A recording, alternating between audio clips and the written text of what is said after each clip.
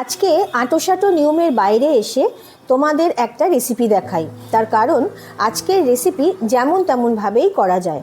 রান্নায় হাতে করে থেকে আমি লিজা তোমাদেরকে রান্নাঘরে নিয়ে যাই, চলো। স্কিপ না করে পুরো ভিডিওটা দেখার অনুরোধ রইল কিন্তু। প্রথমে দুটো বেগুন নিয়ে নিয়েছি। বেগুনটা প্রথমে কেটে নেব, মুখটা কেটে নিচ্ছি, নিয়ে গোল গোল করে কাটবো। এই রান্নাটার জন্যই শুধুমাত্র বলছি, এই রান্নাটা যদি কেউ মনে করো বেগুনের খোলা বাদ দিয়ে রান্নাটা করবে তাহলে সেক্ষেত্রে সেটাও করতে পারো। আর যদি কেউ মনে করো বেগুনটা ভেজে করবে সেটাও করতে পারো। যদি কেউ মনে করো বেগুনটা পুড়িয়ে করবে সেটাও করতে পারো। যে কোনোভাবেই কিন্তু এই রেসিপিটা হয়।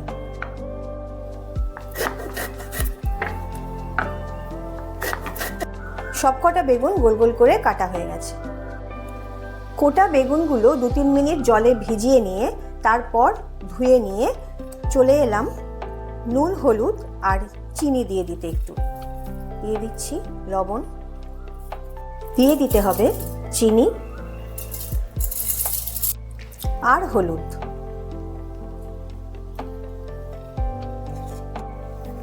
ভালোভাবে প্রত্যেকটা বেগুনে নুন, হলুদ, চিনি মাখিয়ে নিতে হবে।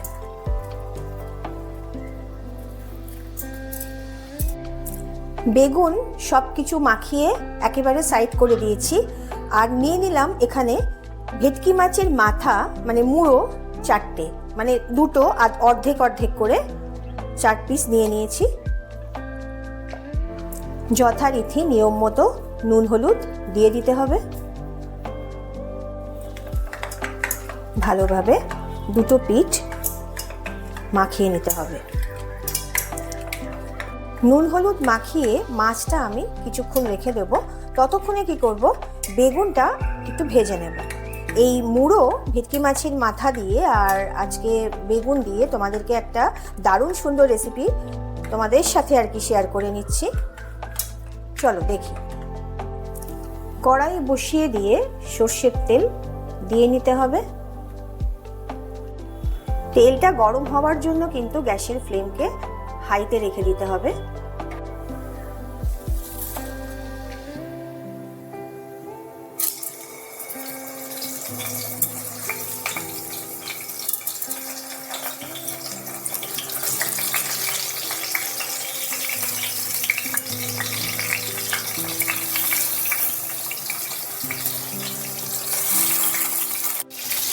বেগুন ভালোভাবে 2 পিঠ ভেজে নিতে হবে।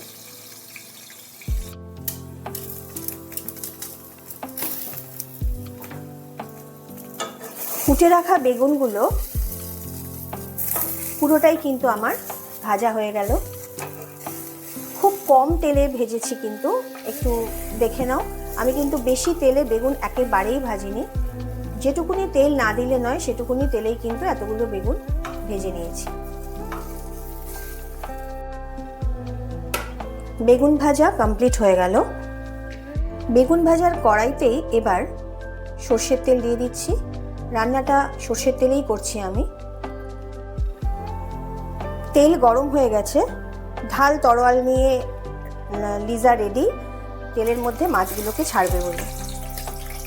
ভেটকি মাছের মুড়ো ভালোভাবে কিন্তু তেলের মধ্যে দিয়ে ভেজে নিতে হবে।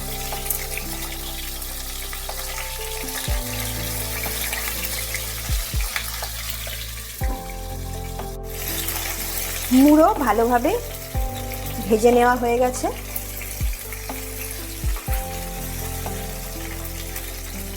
এই রান্নাটা কিন্তু ভেটকি মাছের মুড়োতে আমি করছি। যদি তোমরা অন্য কোনো মাছের মাথা দিয়ে করো, কাতলাই হোক বা রুই হোক, তোমরা কিন্তু সেটাও করতে পারো। এই রান্নাটার কিন্তু কোনো নির্দিষ্ট নিয়ম নেই যে এইটা এই মাছেই করতে হবে বা মানে এইভাবেই বেগুন ভেজে করতে হবে, তার কোনো মানে নেই। বেগুন যদি কেউ মনে করো সেদ্ধ করে নিতে পারো, যদি কেউ মনে করো বেগুন তোমরা পুড়িয়ে নেবে তাহলেও সেটা করতে পারো, আর যদি কেউ মনে করো বেগুন ভাজবে সেটাও করতে পারো। মাছও তাই, মাছের কিন্তু নির্দিষ্ট কোনো মাছের মাথা দিয়ে হবে না, যে কোনো মাছের মাথা দিয়েই কিন্তু এটা করা যায়। মাছের মুড়োগুলো তুলে নেওয়া হয়েছে। যে তেলটা আছে সেই তেলের মধ্যে দিয়ে দিচ্ছি 5 ফোড়ন। 1 টেবিল চামচ কালো জিরে, 1 টেবিল চামচ ধনে, 1 টেবিল চামচ কাঁচা লঙ্কা, 1 টেবিল চামচ আদা রসুন বাটা, 1 টেবিল চামচ আর পাকা লঙ্কা। মশলাটা একটু হতে দিচ্ছি, গ্যাসের ফ্লেমকে একেবারে সিম করে দিলাম।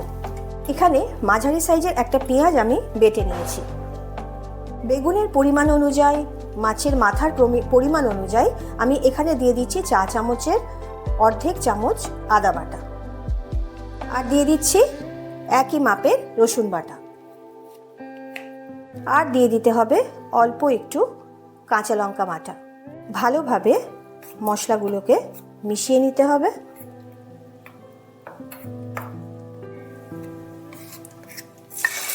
ঢেলে দিচ্ছি তেলের মধ্যে।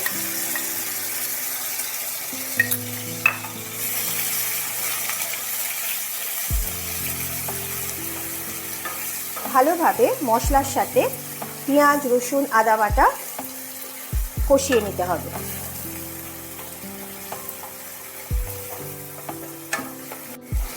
মশলা কিন্তু তেলের সাথে ভালোভাবে কষিয়ে নিতে হবে, যাতে মশলা দিয়ে কোনো রকম কাঁচা গন্ধ না বেরোয়।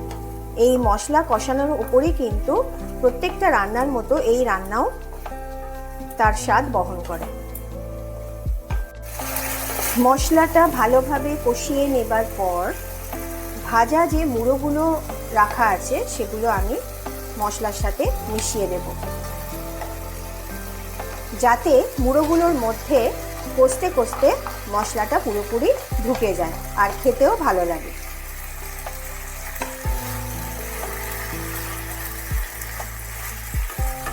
গ্যাসের ফ্লেমকে মিডিয়াম থেকে লোতে রেখে দিতে হবে।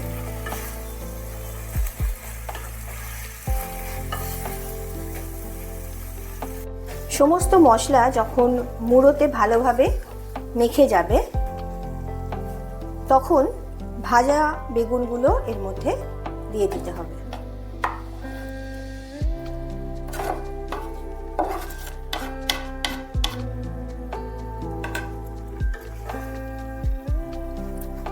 এটা রান্না করতে কিন্তু খুব একটা বেশি সময় লাগে না, সেটা বেগুন পুড়িয়েই হোক আর ভেজেই হোক বা সেদ্ধ করে। রান্নাটা করতে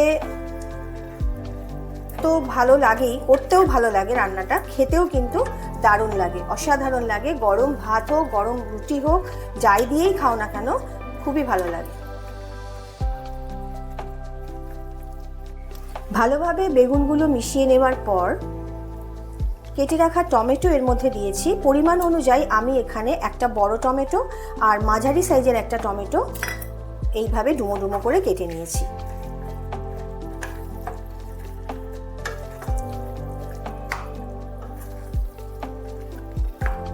বেশ সুন্দর একটা গন্ধ বেরোচ্ছে।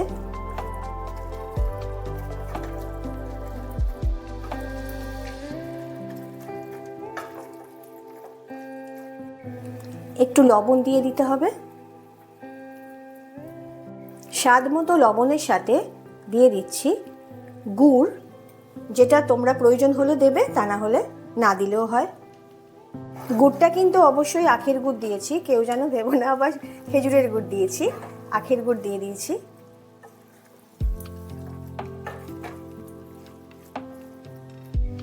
এবার কাঁচা লঙ্কা কিছু দিয়ে দিলাম এর মধ্যে, ভালোভাবে নাড়াচাড়া করে নিচ্ছি। ঝালটা যে যেমন খাও সেভাবেই দিয়ে দেবে। ধনেপাতাটা কেটে রেখেছি, ডাঁটির যে অংশগুলো আছে সেইগুলো একটু দিয়ে দিচ্ছি, যাতে এটা কষতে কষতে হতে হতে রান্নাটা ডাঁটিগুলো একটু গলে যায়।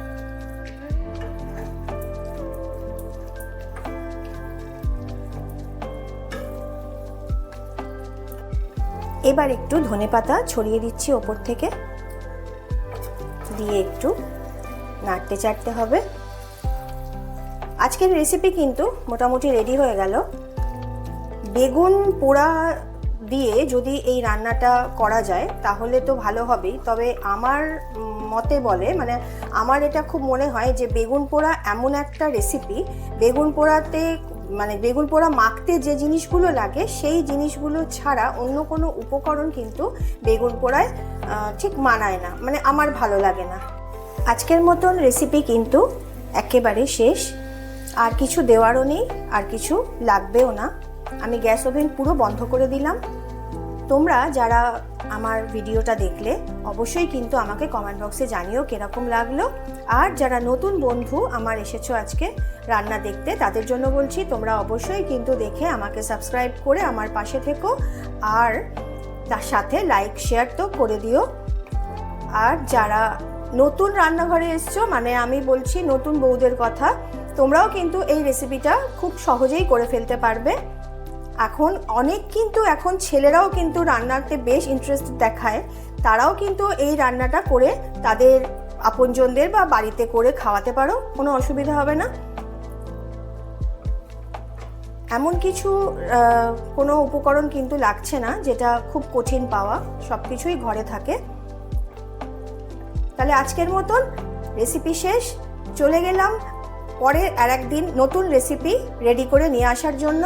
তোমরা সকলে সুস্থ থেকো, ভালো থেকো, টাটা।